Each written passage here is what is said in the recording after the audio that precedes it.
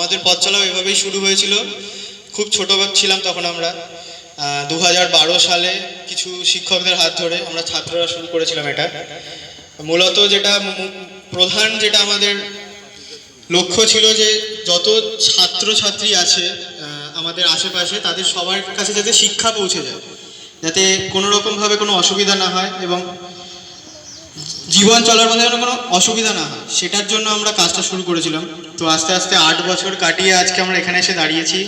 কোনোদিনও হয়তো সেই সময় ভাবতে পারিনি যে আমরা পূর্ব মেদিনীপুর এসে কাজ করতে পারবো। তো আজকে আমরা এখন এই বছরে প্রায় পশ্চিমবঙ্গের নিচের দিকে সবকটি জেলাতেই কাজ করে ফেলেছি। পূর্ব মেদিনীপুর, পশ্চিম মেদিনীপুর, পুরুলিয়া, তারপর সুন্দরবন থেকে শুরু করে আমাদের উত্তর চব্বিশ পরগনা, দক্ষিণ চব্বিশ পরগনা কিছু কিছু জায়গায় আমরা আজকে এখানে প্রথম কাজ করছি। আমরা আশা করব যে আরও ভবিষ্যতে সেবাতীর্থ চ্যারিটেবল ট্রাস্টের হাত ধরে এবং মধ্যমা স্টুডেন্টস ওয়েলফেয়ার সোসাইটি আবার আসবে এখানে এবং আরও অনেক অনেক কাজ করব, আরও অনেক মানুষের কাছে পৌঁছে যাব। ধন্যবাদ।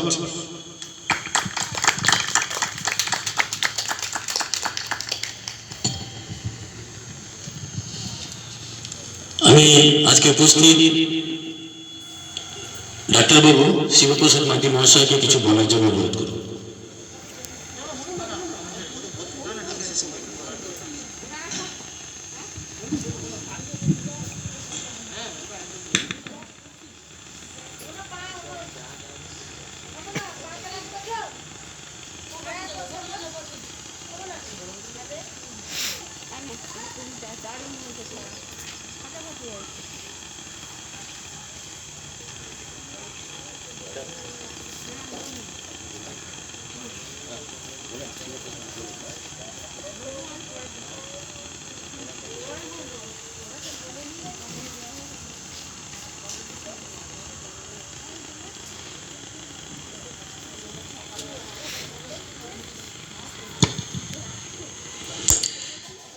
নমস্কার, শুভ সকাল। আজ আমরা আমাদের এই শেরপুর শীতলা মায়ের মন্দিরের প্রাঙ্গণে আমরা উপস্থিত হয়েছি এমন একটি শুভক্ষণে। আজকে একটি শুভ মুহূর্তে আমরা সেবাতীর্থ চ্যারিটেবল ট্রাস্টের পক্ষ থেকে আজ আমি আমন্ত্রিত হয়েছি এখানে। নিজেকে গর্ব অনুভব করছি। গত 13ই নভেম্বর আমাদের পথ চলা শুরু হয় এই স্থানে, এই প্রাঙ্গণে আমাদের শুভ উদ্বোধনের মাধ্যমে। সেদিনও আমি উপস্থিত ছিলাম, অনেক কথাই হয়েছিল সেদিন।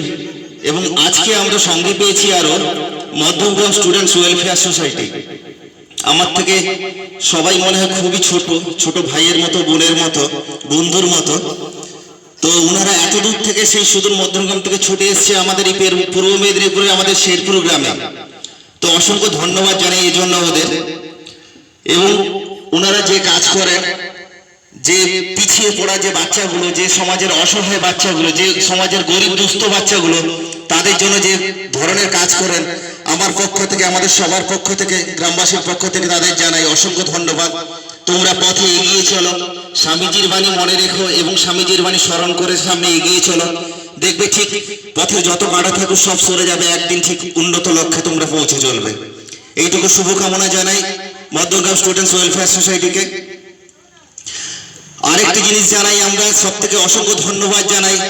আমার খুব মনে পড়ছে এই আমাদের সেবাতীর্থ চ্যারিটেবল ট্রাস্টের যে চেয়ারম্যান শ্রীমতী মাননীয়া অনুলেখা পণ্ডা মহাশয়া কিছুদিন আগেই একটি দুর্ঘটনাবশত অ্যাক্সিডেন্ট করেন এবং উনি হসপিটালে ভর্তি হন।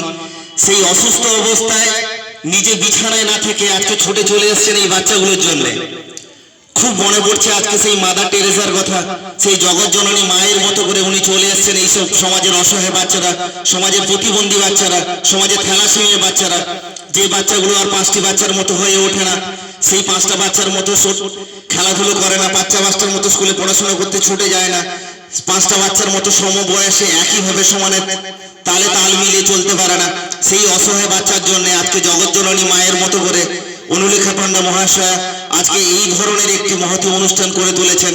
এই বাচ্চাদের হচ্ছে শীত বস্ত্র দান এবং তার সাথে আরো কিছু উপহার সামগ্রী তুলে দেবেন। তো এই মহতি অনুষ্ঠান সর্বান্তকরণে সমর্থন করি আমাদের সবার পক্ষ থেকে জানাই অসংখ্য ধন্যবাদ এবং প্রণাম এবং ভালোবাসা আপনাকে। তো আপনি এগিয়ে চলুন। আমরা কথা দিয়েছিলাম সেদিন যে হ্যাঁ আমরা নিশ্চয়ই থাকবো পাশে। আমরা চাইব আমরা শুধু নয়, সমাজের আর যারা শিক্ষিত মানুষ, যারা সমাজ চেতনামূলক মানুষ, আপনারাও ছুটে আসুন, আপনারাও পাশে থাকুন। একটি ভালো উদ্যোগ, ভালো নিয়েছেন ওনারা। একটি হচ্ছে সমাজের পিছিয়ে পড়া বাচ্চাগুলোর জন্য উনি যেভাবে কাজ করে চলেছেন, বিগত দিনেও করেছেন, আজও করে চলেছেন, আগামী দিনেও করবেন।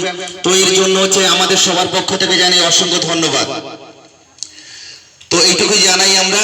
তো সবাই, আর যে বাচ্চাগুলো চলে এসেছেন তাদের মা বাবাদেরও একটি আমার কাছ থেকে ছোট্ট আবেদন।